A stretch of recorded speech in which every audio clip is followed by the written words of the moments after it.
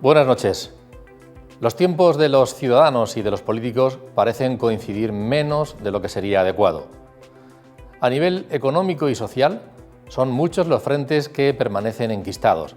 Por citar solo algunos, el paro juvenil sigue desbocado, la sostenibilidad del sistema de pensiones sin resolver precisa de un acuerdo de Estado y los indicadores económicos, para todos los gustos, pero echan el freno, entre otras cosas, por los precios desorbitados de la energía.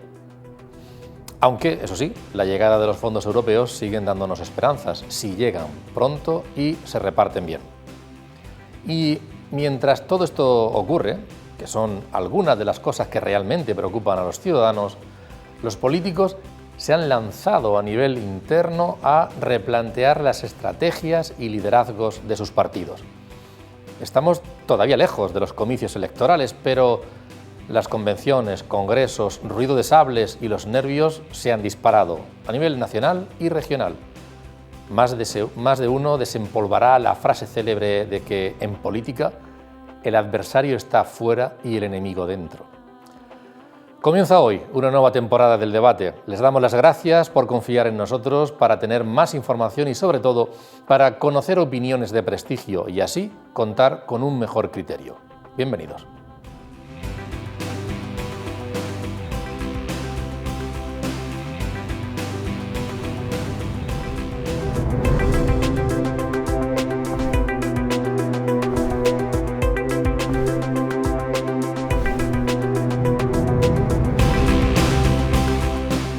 Bienvenidos a todos ustedes por estar ahí un año más, una temporada más que comienza esta noche.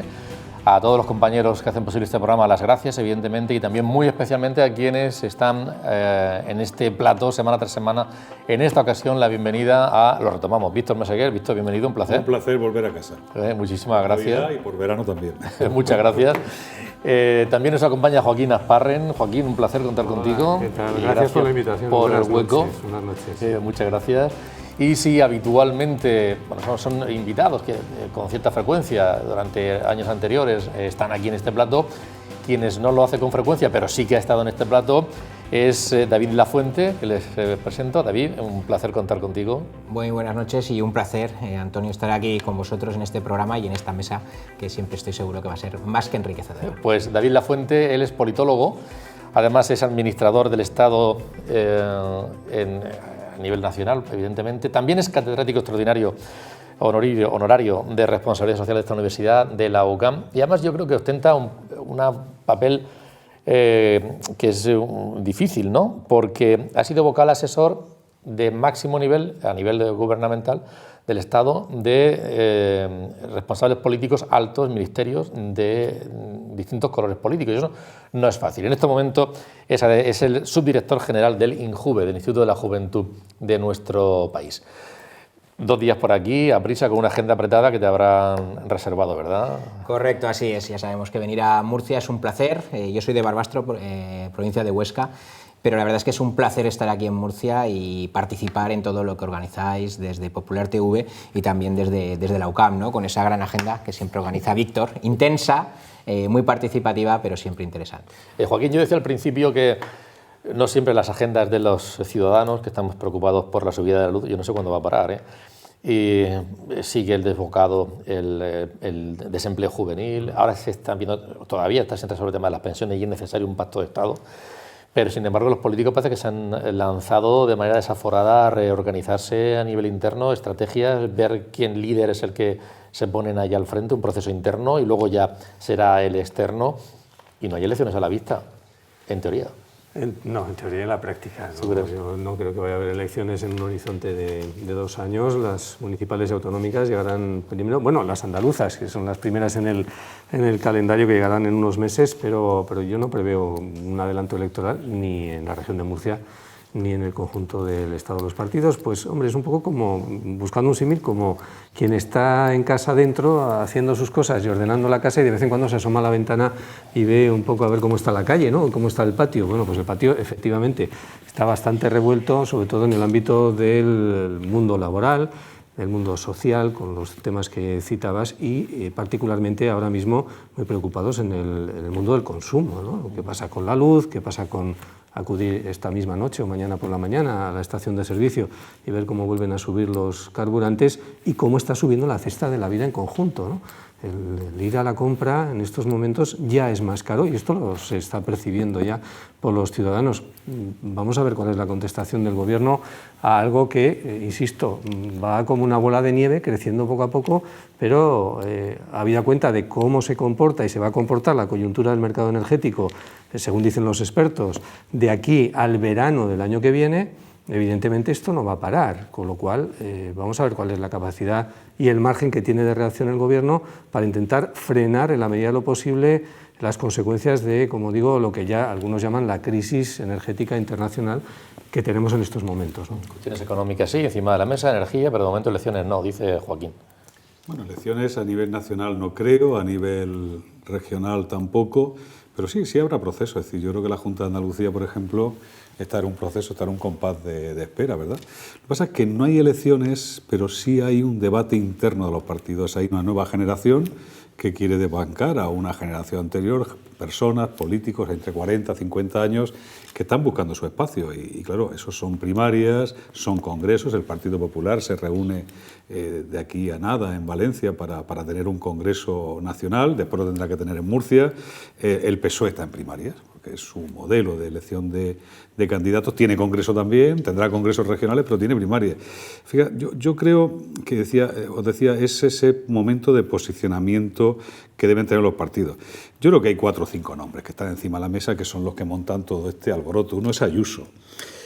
Ayuso sabe que su poder está en la Comunidad de Madrid. Yo, sinceramente, creo que Ayuso no tiene que tener prisa, tiene que agotar la legislatura, demostrar que es una buena presidenta de su comunidad autónoma, porque yo creo, aquí igual discrepo con David, que a Ayuso le va a llegar su turno cuando Casado pierda por tercera vez frente a Sánchez. Es una opinión. Ese es el momento de Ayuso. Luego, en Murcia tenemos al presidente López Miras, que tiene que decidir si quiere ser un Juanma Moreno de la región de Murcia o un presidente provisional y por accidente un sucesor designado. Y hombre, ha habido un movimiento importante, que ha sido el de la alcaldesa de Archena, apoyada por todo el viejo aparato del Partido Popular en la región y expresamente por Ramón Luis Valcárcel. Lo que no sé qué pintaba ahí, te lo digo sinceramente, que salían todas las fotos, era el rector de la Universidad de Murcia, porque yo tenía pensado que estaba más ubicado en el espacio del PSOE, ahora está con la alcaldesa de Archena, no sé, eso ya Pepe Luján, que es un buen amigo, tendrá que resolverlo. Por acabar, Antonio. Luego tenemos el tema de Ciudadanos, el nuevo foro que se ha montado en Murcia. Yo ahí no es que sea benévolo, es que soy amigo y además creo que le asiste parte de razón a la consejera, a la vicepresidenta Isabel Franco. Hace falta un partido liberal, pero no puede ser una franquicia. Hace falta un partido liberal que tenga vida orgánica propia, que tenga capacidad de decisión, y lo que no puede ser es que vengan unos señores de Madrid a decirle tenéis que pactar con el Partido Popular y después, sin explicar nada por medio, decirle tenéis que pactar con el PSOE. Bueno, pues eso también lo digo porque de este tema se ha escrito mucho, pero habría que tener una visión holística. Y luego a mí lo que más me sorprende es Yolanda Díaz. Yolanda la tiene que conocer más David que yo. No olvidemos un detalle sin importancia. Los gallegos, y cuando digo los gallegos, digo todos los gallegos que han sido importantes en este país, no incomodan a nadie, porque saben que la mejor forma de durar años o decenios en un cargo, hasta 40 años, es no meterse en política. Y yo creo que Yolanda está haciendo buena esa decisión. Y por último tenemos el tema nacional del PSOE. Yo creo que cuando tienes el poder no tienes dificultades para ganar un congreso. Es el caso de Pedro Sánchez. Y en el caso de Murcia, yo creo, por cierto, antes de que se levantara todo el tema de Pepe Vélez, yo lo publiqué en La Verdad 2 meses antes, ¿verdad, Joaquín? Sí. 2 meses antes dije el candidato será Pepe Vélez. Me alegro personalmente porque yo creo que es un buen líder para hacer esa transición y ese camino hacia la tierra prometida en el PSOE. Creo que Pepe Vélez tiene todo el apoyo orgánico, es decir, estos 2 candidatos que han surgido son 2 candidatos sin base electoral. La única persona que podría aglutinar, un porcentaje menor, pero podría aglutinarlo, no se presenta. Y sigo pensando que Pepe debería hacer un congreso de integración con todos con los que ganaron el anterior congreso y con quienes lo perdieron también. Pero bueno, ahí está, veremos a ver qué pasa. Menudo rollo he metido, pero es que me has preguntado por política y ya sabéis. Con todo eso que ha planteado Víctor, yo no sé si desde la distancia o desde Madrid y como politólogo, ¿Es normal que en estos momentos, a falta de 2 años todavía, dice Joaquín que no habrá antes, haya tanto movimiento en los partidos políticos, tantas cosas que reorganizar y tanto liderazgo replantearse? Hombre, las cosas hay que plantearlas y hay que plantearlas con tiempo, ¿no? Quizás sí que discrepo parcialmente de lo que comentaba Joaquín, de lo que comentaban Víctor, ¿no? En principio, el horizonte temporal estamos hablando de que las próximas generales, estamos hablando de que si todo fuera lo normal, sería noviembre del año 2023. Si todo fuera normal. Yo creo que aquí tenemos 3 desafíos que son importantes y que vamos a ver en el próximo mes o 2 meses, ¿no?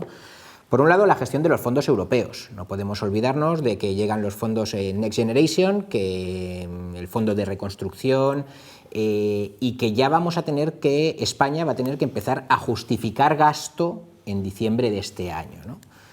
Vamos a ver cómo se hace esa gestión, vamos a ver cómo se justifica de cara a Bruselas y vamos a ver también las justificaciones que hacen las comunidades autónomas y si esto no puede desequilibrar parcialmente la aparente luna de miel que pueda existir a nivel gubernamental. Hay un segundo elemento, ¿no? Que estamos hablando de los fondos europeos, pero hay un segundo elemento que son los presupuestos. Ahora estamos elaborando los presupuestos para el año 2022. Si todo va bien, debería haber presupuestos. Desde mi punto de vista, como administrador del Estado, lo lógico es, además, si hemos recibido toda esta gran cantidad de fondos de Bruselas, es que el Estado español tuviera unos presupuestos propios de cara a ese 2022. Y después hay un tercer elemento que lo apuntaba también muy bien Joaquín, ¿no? Que es el tema de la crisis energética, ¿no? Hasta dónde, la llamada crisis energética, hasta dónde nos va a llegar y hasta dónde esto puede asfixiar al ciudadano y hasta dónde puede esto generar inestabilidad. Entonces, el horizonte temporal, ojo, las autonómicas en la gran mayoría de comunidades autónomas, si no me equivoco, creo que es para mayo del 23, y luego estaríamos hablando de las generales en noviembre del 23. Además, coincidiendo que en el año 2023, y yo creo que ahí viene un poquito todo el movimiento actual, el 23 va a ser un año muy intenso. Tenemos, por un lado, en previsión, si todo fuera según lo habitual, elecciones, pero es que vamos a tener ya que rendir cuentas de los fondos europeos. Sabéis que normalmente la forma de gastar es el N+2+3, que solemos hablar, es decir, va a haber ahí ya que justificar claramente ya en el 23, sin antifaz y sin nada, en qué se están gastando los fondos, y hay una tercera variable, que es que en el segundo semestre del 23 España, y todavía esto no ha salido mucho en los medios, pero España en el segundo semestre del año 23 tiene la presidencia del Consejo de la Unión Europea. Y ahí es verdad que habría que mostrar un Estado español fuerte, ¿no? Y un presidente del gobierno fuerte. Claro, esta presidencia de turno de la Unión Europea va a coincidir con el periodo electoral. Entonces, adelantamos las elecciones porque interesa tener esa presidencia fuerte, las retrasamos, no lo sé, hay muchas incógnitas y yo creo que esto explica parcialmente, ¿no? Este estado de inestabilidad política. Estás hablando muy a largo plazo, a veces los políticos trabajan pensando a largo plazo y a veces también muy a corto plazo, David. Y yo no sé también si las encuestas y los sondeos, la presión... vamos a ver unos sondeos, el CIS, sabéis que el último, si no recuerdo mal, daba una victoria por pocos puntos al Partido Socialista sobre el Partido Popular. Ha habido algunos sondeos posteriormente, por ejemplo el del Confidencial o por ejemplo en Electomanía, que plantean que en los últimos días pues, ha ocurrido al contrario y plantean una victoria. Yo digo los datos, que no se ven bien ahí. El Partido Popular obtendría 113 escaños y el Partido Socialista 103, Vox 59 y Podemos 27, Esquerra Republicana 13. Hay otro sondeo que ese es de El Confidencial. Electomanía varía poquito, vamos a verlo, porque plantea que el Partido Popular obtendría 116 y el Partido Socialista 108. Ya sabes, este no es un sondeo en sí mismo, Electomanía está haciendo unas medias para poder sacar esos datos. ¿Hasta qué punto, Joaquín, largo plazo, corto plazo, esto mete presión a los partidos políticos para ir tomando decisiones? No sé, yo un poco en el contexto que estaba perfilando David, hombre, hay algunas cuestiones evidentemente el tema de los fondos europeos sí que puede pesar en la gestión de un gobierno de cara a su continuidad o no. El tema presupuestario, David, estuvimos con los presupuestos del Partido Popular, creo que 2 ejercicios, 2019 y 2020, hasta que el Partido Socialista finalmente consiguió pactar o darle forma a los presupuestos.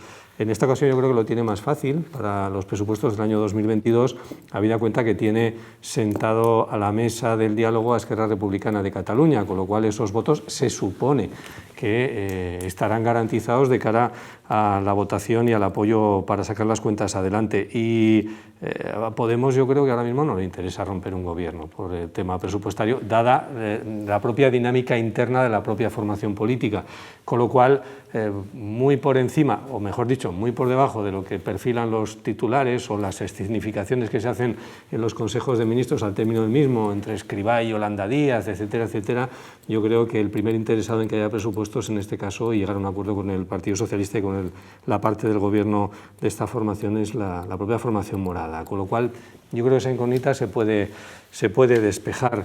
Y el asunto de la presidencia de la Comisión o del Consejo, en este caso de Europa, yo creo que queda de momento como en un horizonte todavía 2023, bueno, ya llegará, ¿no?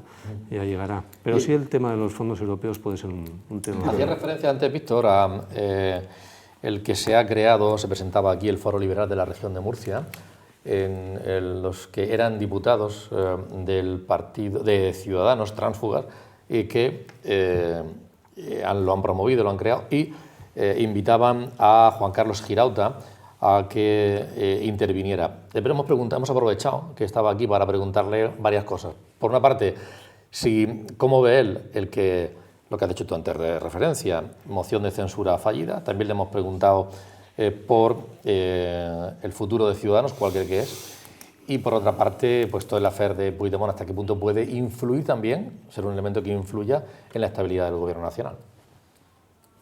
A pesar de todo entienden que los que mantienen el ideario son ellos, que están cogobernando en un acuerdo o sobre la base de un acuerdo que no pueden traicionar, que desde luego no están dispuestos a darle una cuota de poder territorial más al Partido Socialista, que es absurdo presentarle una moción de censura a un gobierno en el que tú estás participando, y gracias a ese gesto de valentía, ante todo de valentía, en segundo lugar de responsabilidad, en tercer lugar de sentido de lo público. Y cuando hacen eso, no solo abortan la operación por la cual el sanchismo ensanchaba su poder en Murcia, también abortan la operación en Madrid porque rápidamente Isabel Díaz Ayuso reacciona. Yo le auguro la desaparición.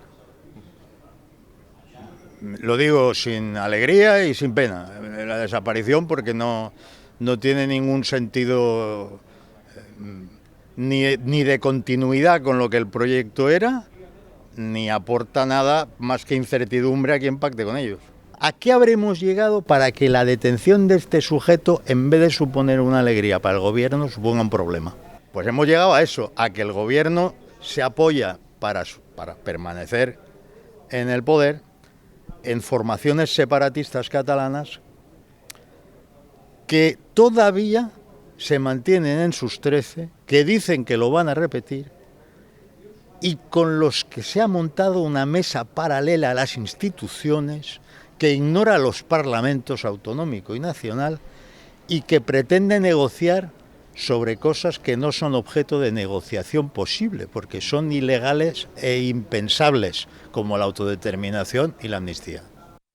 Víctor, sobre esas u otras cuestiones. No, sobre esas, mira, vamos a ver, en primer lugar yo creo que lo que dice este hombre tiene razón, pero depende de cómo se vaya configurando el mapa de la derecha. Vamos a ver, yo siempre he dicho, y lo voy a repetir hoy, que hay que agradecerle al Partido Popular, yo personalmente como ciudadano se lo agradezco, es que durante muchos años ha sido capaz de integrar en un solo partido a liberales, demócratas, cristianos y conservadores. Eso ha dejado de ser así. El Partido Popular tiene que decidir si ser una fotocopia de Vox, con lo cual la gente puede tener la tendencia de quedarse con el original o ocupar el espacio de centro-derecha que siempre ha ocupado. En función de lo que haga el Partido Popular, sigue habiendo un espacio liberal o no. Siendo cierto que el PSOE siempre ha tenido un espacio socioliberal, Fernández Ordóñez, por poner un ejemplo claro de quién representaba ese espacio en el PSOE, no tiene capacidad para ocupar todo el espacio liberal. Hay una parte del electorado liberal que siempre estará en un partido como Ciudadanos, acordaros de aquella operación de Roca, o estará en el Partido Popular también.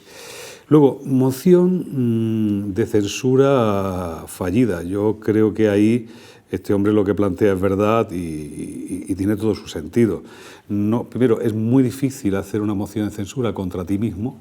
Eso entiendo que es complicado. Y segundo, no puedes volver esquizofrénica a la gente. Y sobre todo la moción de censura, yo eso lo he hablado con algunos políticos de esta región, conociendo qué era lo que estaba pasando en el gobierno, era la crónica de una muerte anunciada. Es decir, le estábamos pidiendo a Isabel Franco que hiciera una autólisis, es decir, que se suicidara políticamente. Básicamente apoya a un gobierno donde tú vas a estar fuera. Bueno, pues eso es un tema complicado. Y luego, ¿qué va a pasar de aquí a 2 años? Mira, yo creo que David ha puesto el dedo en la llaga, aterrizando lo que ha dicho David. Hasta ahora hemos gestionado la crisis, una crisis lamentable, y gestionar una crisis tiene un precio. Yo honestamente pienso que esas 2 encuestas que has puesto encima de la mesa al día de hoy son reales. Pero es que ahora no gestionamos la crisis, ahora gestionamos la salida de la crisis.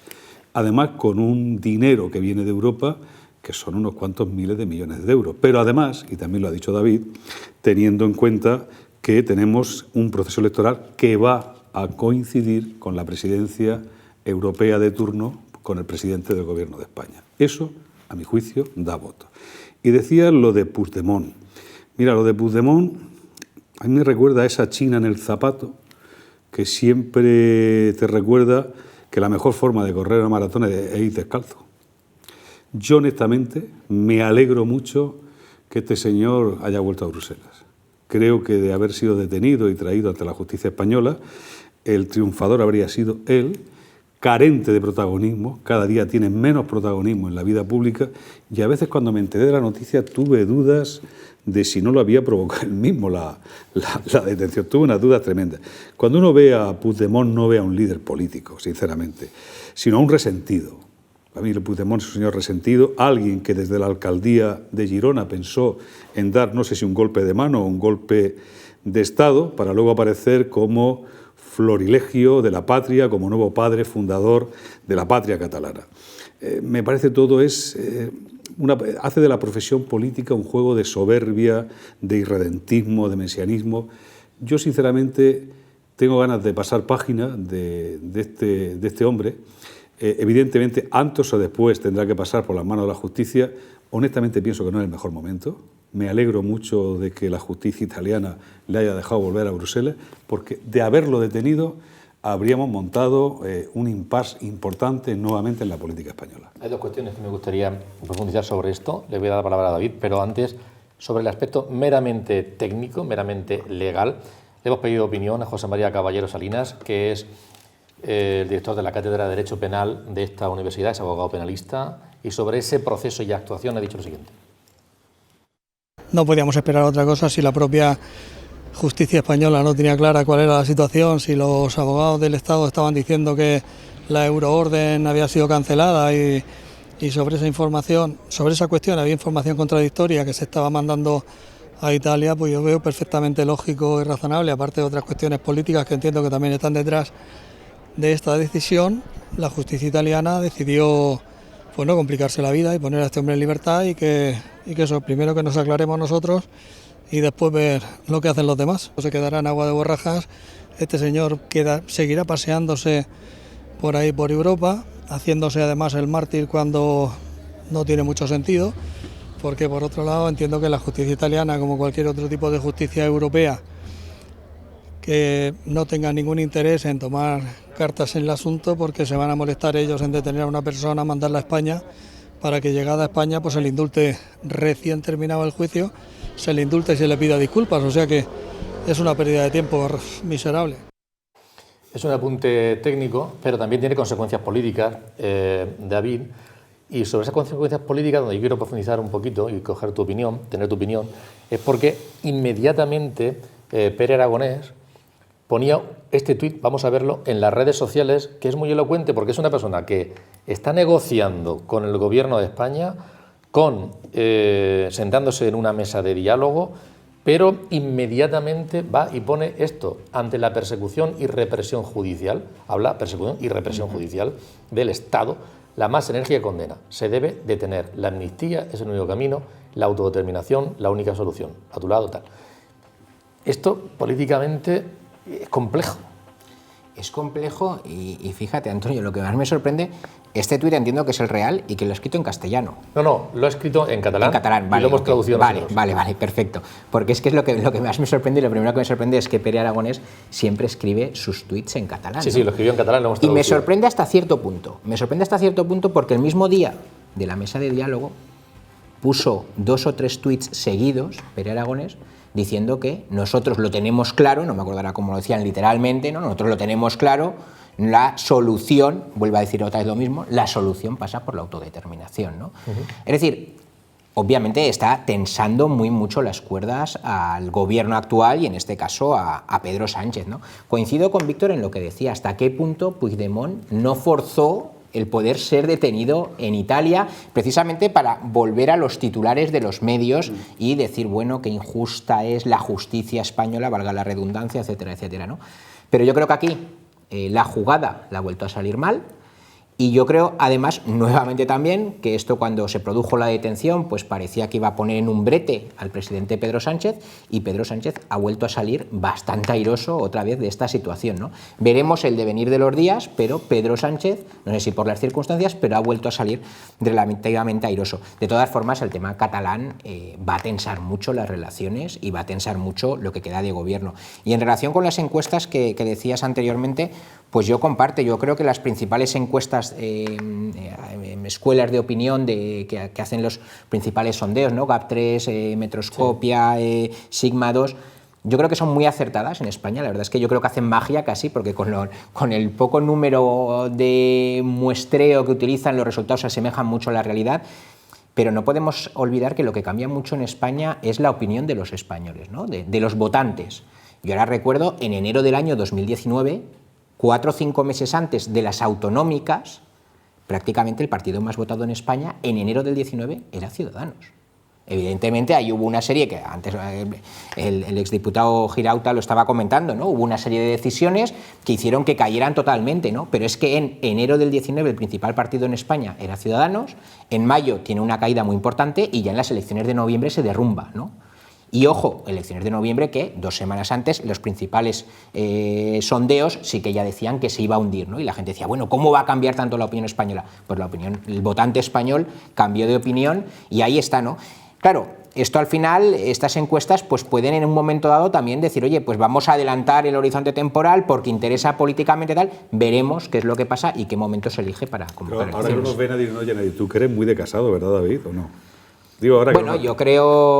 yo creo que el presidente del Partido Popular, bueno, contrariamente a lo que a veces se opina en los medios de información, yo creo que tiene su momento, yo creo que es un político joven, es un político que yo creo que tiene muy buena oratoria en el Congreso y yo creo que va a ser obviamente el candidato del Partido Popular y veremos hasta dónde puede llegar, ¿no? Pero cuando se habla de Ayuso y demás, yo siempre además pienso que una cosa es lo que le pueda gustar a un votante y otra cosa es cómo se logran las mayorías en España y cómo se ganan las elecciones. Es decir, las mayorías absolutas, tanto de Felipe González como de José María Aznar, fue por el viraje al centro de ambos partidos políticos, tanto del Partido Socialista en un primer tiempo como del Partido Popular después, ¿no? Entonces, al margen de que uno se sienta más cómodo u otro con uno u otro candidato, yo creo que Pablo Casado sí que representa. Una cosa es la realidad de Madrid, ¿no? Esto es como en Francia se decía París y el resto, ¿no? Y la banlieue y las provincias. Pues yo creo que en España, en cierto modo, también pasa un poquito lo mismo. Lo que pasa es que no tenemos Madrid y el resto, sino que tenemos Madrid, Cataluña, País Vasco, tal. No podemos achacar a un líder nacional el éxito o el fracaso en una comunidad autónoma y después hacerlo a la inversa, ¿no? Es decir, que al Cataluña, final, luego en Andalucía, efectivamente, claro, o sea, el Partido Popular en Andalucía triunfa, en Cataluña no. O sea, ¿vamos a responsabilizar del fallo en Cataluña al presidente del partido y no lo vamos a responsabilizar del éxito? Y lo mismo me pasaría con Pedro Sánchez, cuando estamos hablando de las elecciones a nivel regional, ¿no? Que eso también pasa muchas veces. No, el éxito del PSC en Cataluña, obra de Sánchez. ¿Y el batacazo del Partido Socialista de Madrid en la Comunidad de Madrid? ¿Eso no es responsabilidad de Sánchez?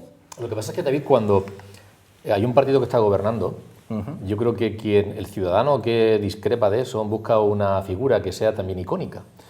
Y el liderazgo de Ayuso es icónico en el sentido también de que es práctico, está ejerciendo políticas que se ven. Lo de Casado, pues es una persona que, bueno, no para de hacer propuestas, está en la oposición ejerciéndola, pero la visibilidad, el ejercer la acción de gobierno, el poner encima de la mesa acciones que son visibles y ejercer un liderazgo que es tocable, que es palpable, puede hacer que haya ese sorpaso y que sea deseable. Da igual en ese caso u otro. Sí, a ver, obviamente, el poder te entrona, ¿no? Al final es lo que siempre se dice en la ciencia política, ¿no? Al final es el presidente, la persona que está en el poder, quien pierde o gana las elecciones, ¿no? No es tanto porque lo haga muy bien la oposición, sino que es la persona que está en el poder. No podemos olvidar, hablamos de Ayuso, pero también hablamos de Martínez Almeida, el alcalde de Madrid. El Partido Popular en Madrid estaba muerto, es decir, después de lo de Cifuentes y demás, nadie daba 4 duros en aquellas elecciones municipales y autonómicas por el Partido Popular. Y el Partido Popular consiguió ganar los 2. Ojo, Martínez Almeida, al cual ya conocía previamente, que era una persona que yo sí que le escuchaba en los plenos del ayuntamiento y me parecía que tenía un discurso, además de muy formado, muy coherente, digo, no lo conoce nadie, pero como este llega alcalde de Madrid, también el posicionamiento va a ser muy fuerte, ¿no? Y es verdad que goza también de una gran popularidad Martínez Almeida. Pero es cierto que estar en el poder y tener ese foco todo el día en los medios y demás, eso te puede causar, si lo gestionas mal, te puede llevar a la ruina, pero te puede también entronizar, ¿no?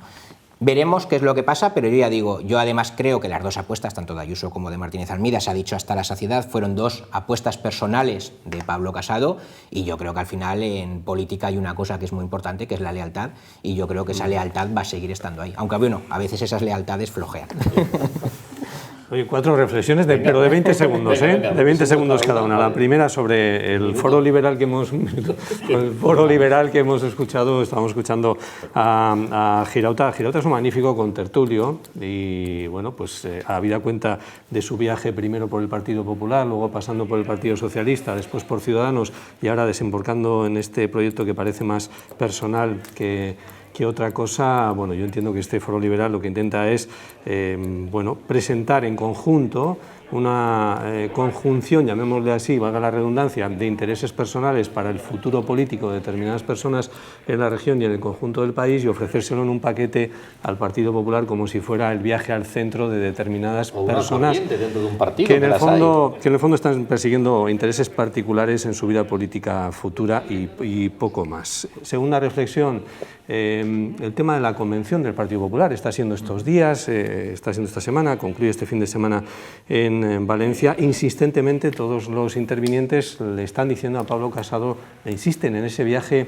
en un viaje al centro, ¿no? Un viaje al centro que probablemente asuma y debe asumir, como bien apunta David, si quiere ganar unas elecciones. Al centro, al espectro ideológico de centro en este país, que es el que gana una y otra vez las elecciones generales. Pero va a dejar una autopista abierta a Vox, ¿eh? Sí, pero bueno, y hay una asignatura pendiente, que de las palabras se tiene que pasar a los hechos. En estos momentos hay 3 gobiernos del Partido Popular, Andalucía, Madrid y la región de Murcia, que penden de los pactos con Vox.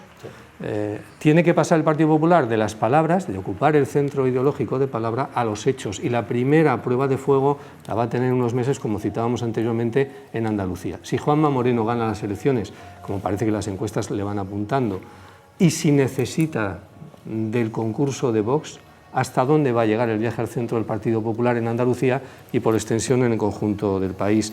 Y tercera reflexión, y estas son más breves todavía. Pere Aragonés, yo creo que lo que intenta, fuera de los tuits de enardecimiento del independentismo, creo que intenta llevar a los independentistas catalanes a la vía vasca. Es decir, el señor Urkullu sigue en cada discurso reclamando la autodeterminación del pueblo vasco, pero es mucho más pragmático. Yo creo que Aragonés poco a poco intenta llevar el independentismo a esa vía, a la vía del pragmatismo. No vamos a renunciar a pedir un referéndum, pero ya veremos cuándo. No vamos a renunciar a nuestro derecho a la autodeterminación, pero no es lo prioritario en estos momentos. Hay otros asuntos de los que a todos los catalanes o de los que todos los catalanes les interesa, y mi política tiene que ir por ahí. Le va a costar más de un disgusto. Y finalmente, hombre, hablando de Madrid, cuando Díaz Ayuso, como decía Víctor anteriormente, va o viaja a Nueva York, y más que hablar de la Comunidad de Madrid, de lo que está hablando es de la marca España, de defender a los empresarios españoles y de ponerle el contrapunto a las últimas declaraciones del Papa respecto al tema de la conquista española, hombre, yo creo que su discurso es más de una presidenta del Gobierno de España que de una presidenta de la Comunidad de Madrid. Ojo hasta dónde llegan las ambiciones de Díaz Ayuso, por mucho que diga que apoya a Pablo Casado. Bueno, yo creo, Joaquín, que las ambiciones de todo, es decir, dedicarse a la política sin ambición es complicado. Y ese debate es eterno, es decir, confundir el interés general con el interés corporativo. Y si hiciéramos un análisis, igual se escapaba poca gente. Pero fíjate, en el tema que planteabais del tuit de Pere Aragonés, yo tengo nombre para eso es una huida hacia adelante. Es verdad que Pere Aragonés es certero y yo creo que muy inteligente, como siempre, Joaquín, tu análisis de que lo que desean es parecerse al PNV, pero es muy difícil. Parecerse al PNV no es fácil. Pero dentro de otro espectro ideológico, sí. Evidentemente, es que Republicana no es... Yo además, ¿sabes? Lo he dicho muchas veces en este programa, creo que la gente del PNV aplica un nivel de inteligencia política, es decir, ellos lo suyo lo tienen resuelto y lo hacen y lo administran muy bien. Pero yo decía, es una huida hacia adelante. Ahí me recordaba, mirad, la comparación que voy a poner es odiosa. Sé que son cosas diferentes, pero también es pedagógica, por eso la voy a poner. Yo que durante muchos años fui amenazado por ETA, me acuerdo que un día, omitiré el nombre porque la criatura creo que anda por ahí, perdió por el mundo porque no lo quieren encontrar. Había un señor que me entrevistaba con él por mi profesión que tenía 30 plazas en Polloe, que es el cementerio de San Sebastián. Y cuando yo una y otra vez le repetía, oye, pero ¿tú crees que estas 30 personas que han mandado a Polloe, te sientes orgulloso, te sientes feliz? Y hubo un momento que, yo creo que en un momento de debilidad me dijo, no puedo decirte otra cosa porque tendría que suicidarme. La gente huye hacia adelante. Estos señores se han metido en un túnel sin salida. Lo saben. Yo creo que lo sabe Pere Aragonés, pero es más. Lo saben los de Junts per Catalunya también. Pero tienen que mantener el postureo, tienen que mantener la liturgia de la independencia, de la autodeterminación y deben mantener una tensión con el Estado español, además de una forma torticera, negándonos al resto de españoles a que podamos decidir sobre una parte de nuestro país, una parte de mi imaginario de país que incluye a Cataluña como no puede ser de otra forma. Con lo cual, a mí me parece que tanto Pere Aragonés como Junts per Catalunya, como el señor Puigdemont, representan la indecencia política. Pero también es verdad que el Partido Socialista tendrá que volver a admitir esta ceremonia de la confusión, porque es la única forma. Yo creo que la política que están aplicando los independentistas catalanes con ese diálogo en el gobierno es dejar pasar el tiempo. Y mientras que dejan pasar el tiempo, pues se sigue gobernando, se sigue pactando, se sigue dialogando, se siguen aprobando presupuestos, pero pasar el tiempo porque no tienen ni la gallardía, ni el cuajo, ni la capacidad, por ejemplo, digo que tampoco estoy pidiendo mucho, de decir lo que tú has planteado encima de la mesa. Queremos ir a un modelo como el modelo del País Vasco, que sería suficiente. Yo reconozco la diversidad de este país, reconozco la España de los Habsburgo, entiendo que la España borbónica es un paréntesis en la historia de este país desde que lo fundan Isabel y Fernando, pero oiga, es que estos señores han ido mucho más allá. Estos señores han querido llevar al Estado a una situación de ultraje, de robo, de quitarnos a una gran mayoría del pueblo español la capacidad de decidir sobre nuestra nación, sobre nuestro pueblo, sobre nuestro imaginario político. No lo van a hacer, Joaquín. Son muy indecentes. David Lafuente, además de politólogo, y es una persona que está centrada muy estrechamente durante estos últimos años en ámbitos como el de... lo conoce muy bien, los planes de igualdad en el mundo empresarial, en el mundo económico y también la llegada de los fondos europeos Next Generation. Así que yo voy a aprovechar, David, evidentemente, ya que tenemos aquí, para preguntarte al respecto. Esos fondos, más de una vez has dicho, es mucho dinero, va a venir a España, tenemos que saber aplicarlo. y que llegue de manera adecuada, que se reparta de manera adecuada y que sean beneficiarias las iniciativas público-privadas, y hay que poner énfasis, que realmente generen riqueza y generen empleo y que a España pues, le den un impulso. ¿Cómo acertamos en eso? ¿Va a haber forma de acertar en eso? ¿Va a poder llegar? Pues yo confío que sí. Que no esté viendo porque... en una empresa pequeñita, en un taller, y dice, bueno, pues eso será para otros. Pues yo no lo voy a ver. Pues yo creo que sí, y sobre todo porque yo creo que no es que debemos tener ese acierto en esa colaboración público-privada, no es que debemos, sino que es que además tenemos la obligación, ¿no? Yo creo que como administración pública tenemos la obligación, ¿no? Aquí en otras mesas habéis hablado del tema de la Agenda 2030, los Objetivos de Desarrollo Sostenible. Sabemos que hay un objetivo 17 que precisamente habla de esa necesaria colaboración entre la administración pública y la empresa privada, y para dar una salida a la crisis obviamente hace falta esa colaboración, ¿no? El desafío que yo creo que tiene la administración pública es tener un equilibrio, ¿no? Tener un equilibrio entre lo que es la suficiente seguridad jurídica, es decir, que los fondos no se repartan para los 4 amigotes, como después se encargarían de decir unos y otros, es decir, tener esa seguridad jurídica, pero luego a la vez el equilibrio con la flexibilidad, ¿no? Ser lo suficientemente flexibles para llegar a gastarlos y no llegar a final de año y resulta que tenemos, o de final del periodo, y tenemos que devolverlos a Bruselas, pero sobre todo flexibilidad, como bien apuntabas, Antonio, para llegar a todos. Es decir, esto no puede ser un cortijo los fondos europeos de las 4 o 5 multinacionales españolas, ¿no?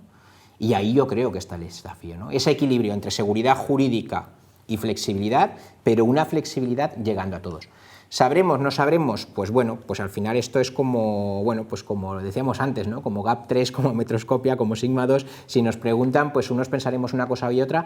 Yo confío en los profesionales que hay, ya no solamente en los políticos, sino en los profesionales que hay detrás, en la administración pública, y yo confío que se pueda hacer este gasto de una manera ecuánime y sobre todo dando oportunidades a quienes más lo necesitan. Quería plantearte, David, fíjate, lo complicado, no sé quién va a tener la última palabra, supongo que Bruselas a la hora de evaluar los proyectos, ¿no? A mí me decían hace unos meses antes del verano, por ejemplo, ¿no?, que las 4 grandes compañías energéticas de este país, o las 4 o las 5 grandes, ya tenían proyectos que presentar a la Unión Europea, pues prácticamente por valor de más de la mitad de los 70.000 millones de fondo perdido. Claro, son empresas solventes, muy potentes, que presentan proyectos además, incluso algunas supranacionales, ¿no?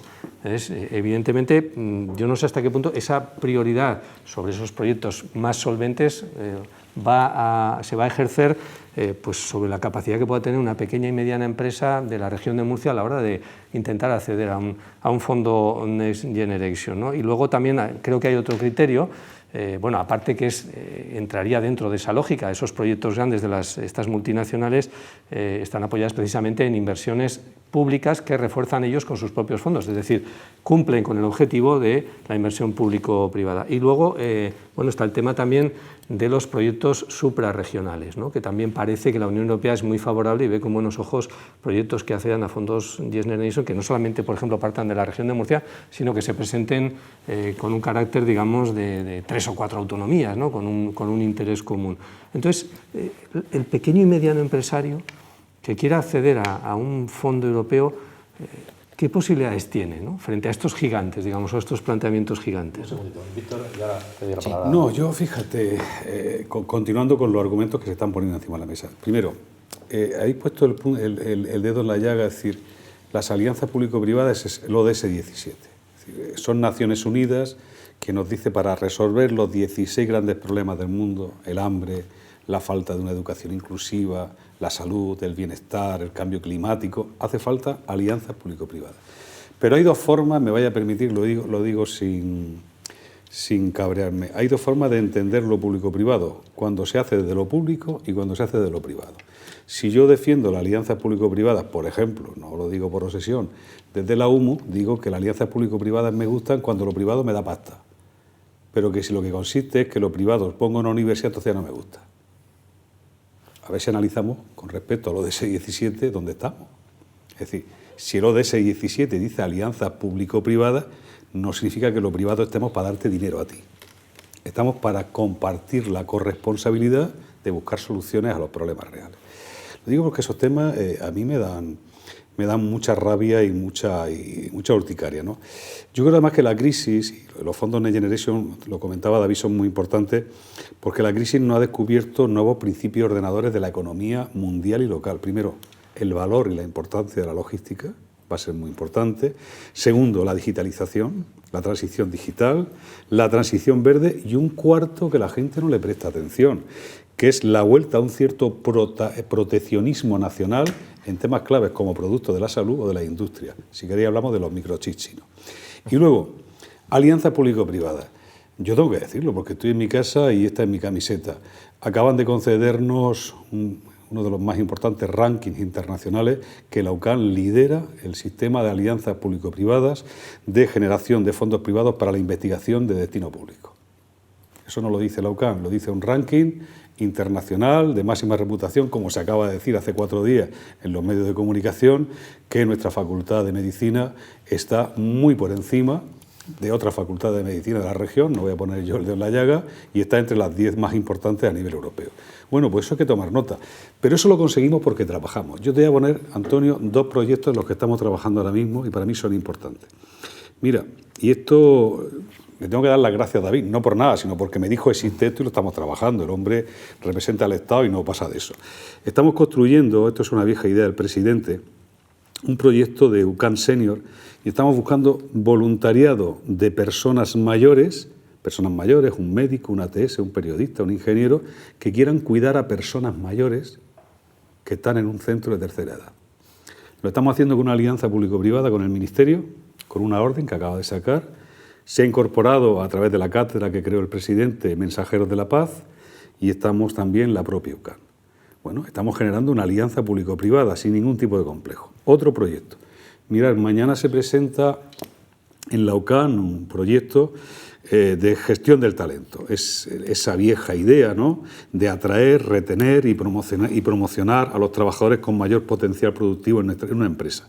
Ese tipo de formación que a nivel privado se le ha puesto el nombre de universidades corporativas porque lo que intenta es captar y desarrollar el talento interno en la empresa. Mañana se presenta en la UCAN, viene a la inauguración. Por cierto, la formación la va a dar David, por eso está aquí, aparte de que porque abre el curso escolar de la cátedra y lo va a inaugurar la vicepresidenta del Gobierno. Alguien decía esta noche, y lo ha dicho un buen periodista y un gran periodista, que es Joaquín Azparre, que las palabras son enanos y los hechos son gigantes. Las alianzas público-privadas se constituyen trabajándolas, y trabajándolas en condiciones de igualdad y sin complejos. Hay un investigador, y prometo que con esto acabo, que es de Nafarroa, es paisano de Joaquín, que dice, él habla del cuarto de sector, dice que los sectores en los que se dividía el mundo eran para otro tiempo, que ha habido un movimiento de tierra y que ahora la sociedad es otra, que ahora tiene empresas, esto lo va a gustar a David, ahora tiene empresas que tienen que medir solamente el resultado económico, sino el impacto medioambiental y social, y tienen que internalizar, ojo al mar menor, los costes de externalidades sociales y medioambientales. Que las ONGs tienen que medir el retorno social de la inversión, que no vale decir me he gastado 100 millones en acabar en salvar a los pobres, pero oye, aparte de haberte gastado los 100 millones, ¿cuántos pobres menos hay? ¿Has quitado algún pobre de la lista? Y la tercera, esto, alguien dirá, esto es muy liberal. Sí, posiblemente yo también tengo mi parte liberal, pero esto lo dijo un investigador norteamericano que fue asesor del presidente Obama, que decía que la palabra gobierno viene de una voz griega que significa llevar el timón, que prestar servicio es remar y que los gobiernos no son muy buenos remando.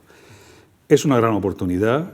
Lo que ha dicho Naciones Unidas es que para acabar con la pobreza, con el hambre, con las consecuencias del cambio climático, para buscar una educación inclusiva, de calidad, la salud y el bienestar, hace falta alianzas público-privadas. Pero, por favor, que se enteren los que están en el espacio público también, porque para que haya alianzas público-privadas nosotros tenemos que participar ellos también.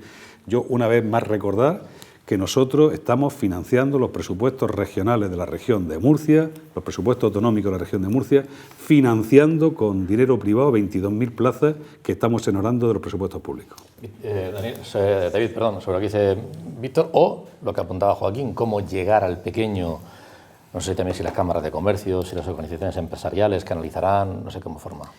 Pues sí, bueno, todo lo que tiene que ver con la regulación de los fondos Next Generation apareció recogido en el Real Decreto 36/2020 del 30 de diciembre del año 20, que es lo mismo el Next Generation o el plan de recuperación, transformación y resiliencia, ¿no?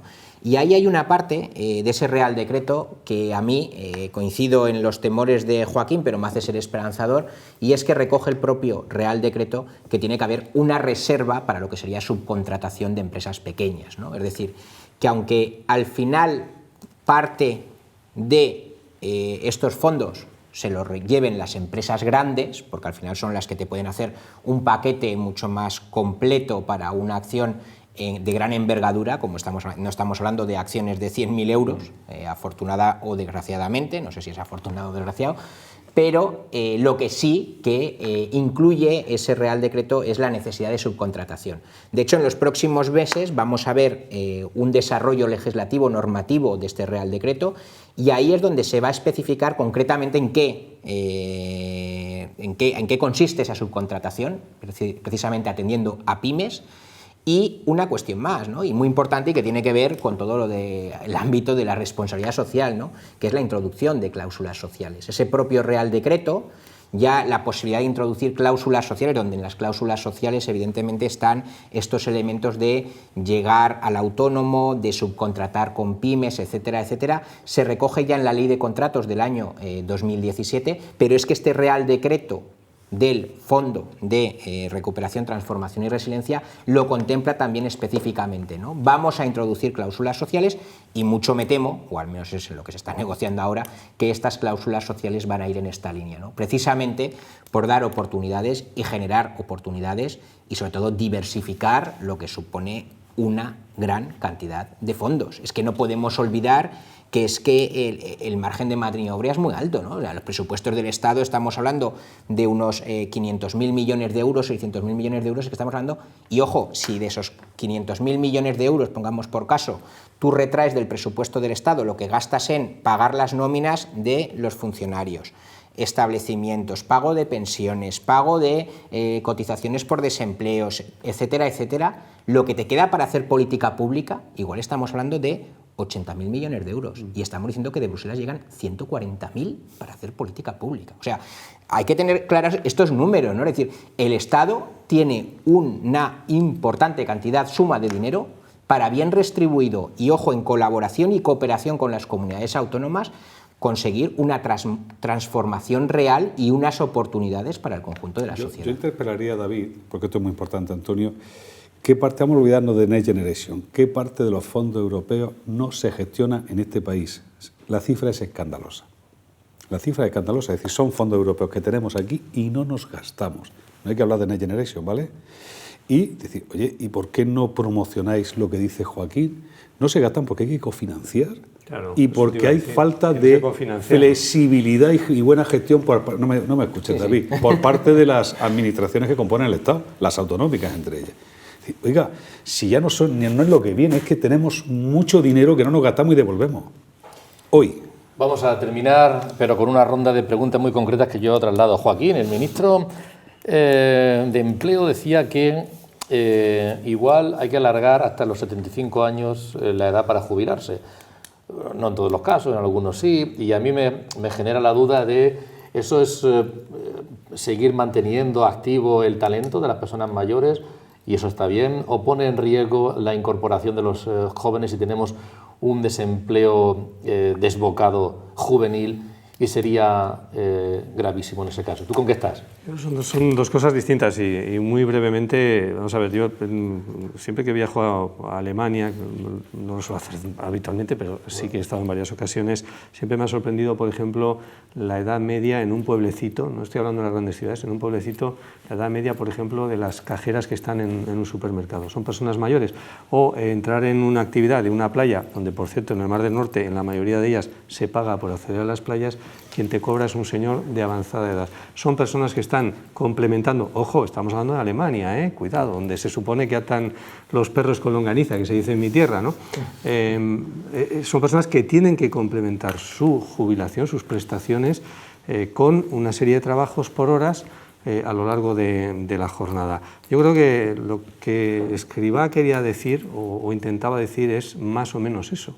Es decir, vamos hacia una realidad que es la que es, vamos a hacia una realidad de personas que por el comportamiento actual ahora mismo ya del mercado laboral y de cómo está la economía, no van a poder llegar ni de lejos a los 65 años con la edad mínima cotizada, porque estarán tiempo trabajando, otro tiempo no lo estarán. Tenemos nuestros hijos, sin ir más lejos, a qué edad han accedido al mercado laboral, cuándo van a acceder y cómo va a ser su vida en el mercado laboral. Olvídate de una empresa, como se hacía cotidianamente, uno entraba, ¿no?, y bueno, salía por la puerta jubilado a los 40 años después de haber cotizado a los 40 años. Ese concepto del mercado laboral se ha destruido, ¿no? Luego, sí que va a haber mucha gente que va a llegar a la edad de jubilación y no va a completar los años mínimos, va a tener que seguir adelante, ¿no? Yo creo que era un poco lo que quería explicar Escrivá, ¿no? Y brevemente, David, dos cuestiones, telegráfico. ¿Qué perspectiva le ves al empleo juvenil en nuestro país? ¿Posibilidades esperanzadoras, no? ¿Cómo lo ves? Pues yo creo que son esperanzadoras. Lo que sí que es cierto es que necesitamos un cambio de modelo productivo. Esperanzadoras en el sentido de decir que tenemos que apostar por una formación y una educación de los jóvenes que no vaya solamente a ese famoso, el otro día escribí un artículo, fenómeno que hubo años atrás de la carreritis, es decir, de acumular carreras y demás. Hay que apostar por esa formación profesional que también incluye elementos prácticas. Y luego un elemento fundamental, ¿no?, que yo creo que también se está perdiendo en los últimos años, y es que estos jóvenes compatibilicen los estudios con elementos de voluntariado y de cooperación, ¿no? Yo creo que incluso con trabajos a tiempo parcial, ¿no? Es decir, al final el que un joven no solamente esté para sacar la carrera, sus 4 años de grado y demás, sino que además trabaje en un momento dado, como afortunadamente, y digo afortunadamente tuve yo la oportunidad de trabajar de camarero, vendimiando y demás, sabiendo lo que cuesta el sacar esto, yo creo que es muy importante, y también con acciones de voluntariado, porque no podemos olvidar que ahí estamos educando a los jóvenes también en valores, en principios, y yo creo que es una rama que me hace ver el futuro profesional de nuestros jóvenes con cierto optimismo. Ya digo, hay que trabajar en la formación profesional, temas prácticos, y luego esa complementariedad a la educación universitaria superior, que sería con trabajos a tiempo parcial y acciones de voluntariado, que yo creo que es lo que nos dará una visión comprensiva para nuestra juventud. Y cada vez más valoran las empresas en los currículum el haber ejercido un voluntariado a la hora de acceder a un puesto de trabajo. De hecho, uno de los proyectos que estamos trabajando en el INJUVE, muy brevemente, es precisamente la homologación, ¿no? Es decir, oye, estos ejercicios de voluntariado, ¿cómo puntúan, ¿no?, a la hora de tener un currículum y hacer una especie como de certificación? Ojo, ya no solamente a nivel español, sino a nivel europeo, porque cada vez las empresas lo piden más. Y enlazado con esto, otra pregunta más, David. A las empresas se les está exigiendo planes de igualdad y planes no financieros. ¿Eso es una carga más burocrática o es un valor añadido? Yo creo que es un valor añadido. Al final los planes de igualdad, es verdad que bueno, existen entidades, empresas privadas que a lo mejor te acompañan en la realización de estos planes de igualdad, pero existen herramientas públicas que te facilitan ese acceso y a elaborar planes de igualdad, ¿no? Yo creo que al final el tener un plan de igualdad, el tener una memoria de sostenibilidad, al final es ser capaz, tú, negociando con tus empleados, con tus stakeholders, o sea, con tus grupos de interés, etcétera, etcétera, ser capaz de descubrir oportunidades para tu empresa que de otro modo a lo mejor tendrías ocultas o no verías, bien sea con planes de igualdad en la plantilla de mujeres o bien sea elaborando memorias de sostenibilidad, oportunidades en el ámbito medioambiental, de contratación de personas de discapacidad y demás. A lo mejor tú no las verías, pero es verdad que estos planes, yo sí que soy un crédulo de eso, creo en ello y creo que te ayuda a ver estas oportunidades dentro de tu tejido empresarial. Víctor, punto y final, casi, que tengo otra cosa para terminar. Dos cosas. Una, la que ha dicho David, para que los telespectadores no entiendan. Cuando David está promocionando, David es uno de los padres de la responsabilidad social. Lo que está diciendo, Mar Menor. Tienes que hacerme un informe donde me digas que has internalizado los costes de tus emisiones nocivas para el medio ambiente. Que decidan los telespectadores si eso es importante o no. Esos son los informes no financieros. Oiga, no me informe usted cuánto ha ganado, sino cómo lo ha ganado, y dígame usted qué hace con su impacto social y su impacto medioambiental. Me parece importante, no, importantísimo. No entro yo en quiénes son los causantes. Digo, si eso se aplicara, hoy estaríamos en otro escenario. El tema de la jubilación. Yo voy a tener aquí una opinión muy propia. Mira, Antonio, yo el año que viene cumplo 60 años y 40 años cotizados. Como pertenezco a clases pasivas, yo el año que viene podría irme a mi casa ganando 2.600 euros por quedarme en mi casa. Y no lo voy a hacer. porque yo quiero seguir trabajando. Yo honestamente creo que el tema de las jubilaciones hay que afrontarlo desde la libertad y desde la responsabilidad. Primero, quien quiera trabajar más allá de la edad de jubilación en un trabajo productivo. Lo que no me gustaría es que sigan trabajando pero a la sombra de la morera, es decir, ganando un sueldo sin hacer nada. Pero quien quiera trabajar de verdad más allá de la edad de jubilación, que lo haga. Y si alguien quiere jubilarse antes, por ejemplo, a los 60 años, pues que lo haga, pero que sepa que le vamos a descontar. Porque al final tenemos que medir la vida laboral de las personas. No creo que eso vaya en contra del empleo juvenil. Lo ha dicho Joaquín, son cosas diferentes. Mira, yo a los alumnos de clase siempre les pongo el ejemplo con esto de la industria 4.0, el ludismo, la robotización. Digo, mira, lo de los griegos era un poco indecente porque esta gente filosofaba, pero porque tenían esclavos que trabajaban. Ahora, si me cambias esclavo por máquina, yo no tengo problema, que trabaje la máquina y después redistribuimos la riqueza. Eso no es problemático.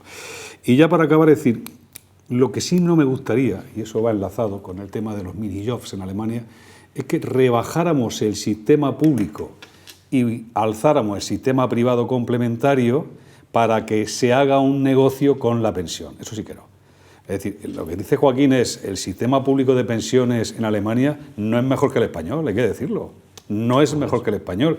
Y un pensionista alemán que no haya cotizado los años suficientes o se va al supermercado o no come. Yo creo que la pensión tiene que garantizar una prestación que te garantice un ingreso suficiente para vivir con dignidad. Por cierto, aprendamos cosas. ¿Por qué solamente fondos de pensiones privadas que son negocios de los bancos? ¿Por qué no hablamos de la mochila austriaca? ¿Por qué no hacemos también una mochila para fondos de pensiones públicos? Pues sería una idea trabajar. Pero ojo, con esto sí quiero acabar, Antonio, es decir, no mezclemos la velocidad con el tocino. Para hacer negocio no nos carguemos el sistema público de pensiones. Todo ciudadano que ha estado 40 años trabajando, prestando una relación laboral, tiene derecho a una pensión digna. La verdad es que a la hora de preparar este programa, como era la vuelta, era la reentrée, pues me salían 1000 cosas y yo he tenido que frenarme y de controlarme a la hora de ir poniéndose encima de la mesa. Y muchas cosas han salido que son para debatir de manera mucho más amplia. Hay una cosita más para terminar. Le doy las gracias a Víctor Meseguer por haber estado aquí esta noche. David, ha sido un placer compartir contigo este rato. A ver si no es dentro de 3 años y dentro de poquito... Viene todos los años, ¿eh? Sí, pues nada, un placer. Contaremos contigo. Y Joaquín, muchísimas gracias por estar aquí. A vosotros. En los medios de comunicación están dando información de manera continua sobre lo que está ocurriendo en La Palma. Yo quiero terminar con un pequeño detalle. A través de un partner de esta casa, de la Universidad Católica, el partner es el Centro Integrado de Educación Superior de Gran Canaria. Hemos contactado con un vecino de allí, de La Palma, geógrafo, y nos ha explicado brevemente su punto de vista y lo que está ocurriendo, y nos quedamos además con una imagen que se ha convertido en icónica, que es esta que van a ver ustedes a continuación. Con eso terminamos. Buenas noches. Para que entendamos un poco, todas las islas tienen una edad, tienen una evolución, un crecimiento, una serie de etapas. Y curiosamente las islas más jóvenes son el Hierro, que ya tuvo una erupción subterránea en 2011, y La Palma. Son las islas que todavía están en su segunda etapa. Son las islas más jóvenes que tenemos y es un proceso muy natural. Normalmente en Canarias cada 32 años más o menos se da una erupción volcánica. En La Palma, curiosamente, hacía ya más de 50 años que no ocurría. La última fue en el Teneguía, en 1971. Entonces es algo muy normal. Incluso ya se predecía dónde iba a ser, que iba a ser en Cumbre Vieja. Lo que pasa es que el vulcanismo es algo todavía que se sabe con seguimiento, con imagen satélite y demás, cuando se está bombando el terreno, la tierra. Es un comportamiento totalmente normal para como son las erupciones en Canarias. Son unas erupciones al principio explosivas, no tan explosivas como puede ser un sitios como el Vesubio en Italia y demás, que son explosiones que pueden ser ya con bastante peligrosidad para la población. Estas son de tipo stromboliano, son explosiones pequeñas, son explosiones, pero después se convierten en lava fluida, que es lo que está ocurriendo ahora. O sea, hay una diferenciación en la erupción, tipo Hawái. Y bueno, normalmente en La Palma las erupciones han durado, la que más duró fue como 84 días, otra de 55, otra de 24, que fue la de Teneguía, y la verdad que es totalmente impredecible. Ahora mismo es una incógnita, primero hay que esperar a que termine la erupción. Estamos hablando de varios metros de roca en algunos lugares tiene más de 15 metros la colada lábica, pero habrá que ver. El caso de las edificaciones y poblaciones, por eso ya no se puede recuperar. Habrá que ver qué harán los organismos. Estamos hablando que es bastante elevado el precio de levantar, de romper esa lava.